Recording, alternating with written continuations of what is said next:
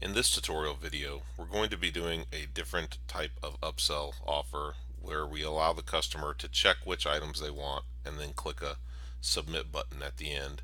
And we're also going to layer on a countdown timer to encourage them to make a quick decision.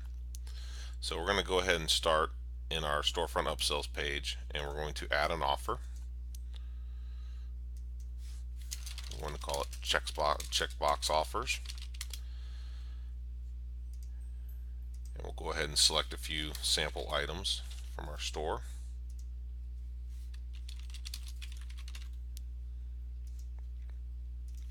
Now we're going to start with the multiple items template, as it's the easiest to get started with. We'll go ahead and click on the Edit Offer Content button, which will bring up the Visual Builder. And right now, the way this is structured, each offer has a quantity box and then yes, no buttons. And so we're going to go ahead and change a good bit of this. So let's go ahead and start. We're going to add some content up at the top. So we'll go ahead and add a row. Sorry, drag that up. So up at the top, we're going to want to add in some verbiage. So let's go ahead and start by adding in a headline. And the text of this headline will simply say, special offers, limited time. And then underneath the headline, we're going to use the countdown widget. And we're going to set this to be an amount of time. And we're going to give them 5 minutes. And then when the timer expires, we're going to go ahead and click a button. And we can go ahead and say that we're going to go ahead and choose the yes button. I'll explain why in a little bit, but let's go ahead and hardwire that when the timer runs out, we want it to click that. Now the next thing we're going to do is we're going to replace the text block and the item quantity with the item toggle.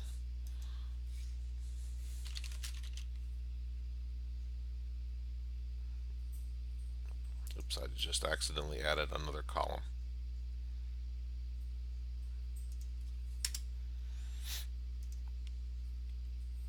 I want to add a child there.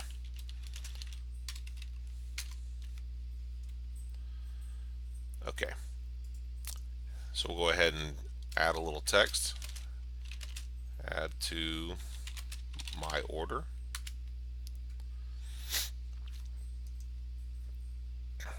And we can do it a couple different styles there. And we will get rid of the text. So at this point, they can simply come down and do add to my order. Now, if nothing's checked, then it won't submit anything. So we're actually going to get rid of the button choice down here. So I'm going to go ahead and get rid of the second column. We can actually widen this out, let it be full width.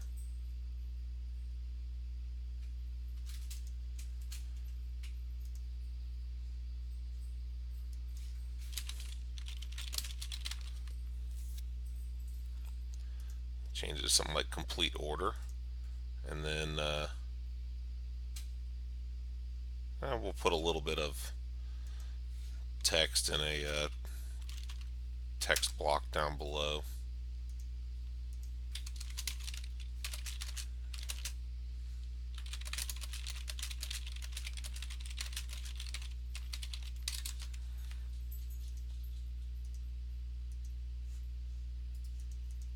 There we go.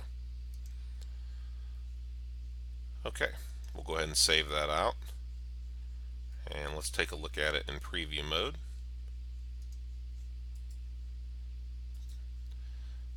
And so we still have our countdown timer. They can toggle things on or off. and then they can click complete order. So that's going to do it for this tutorial.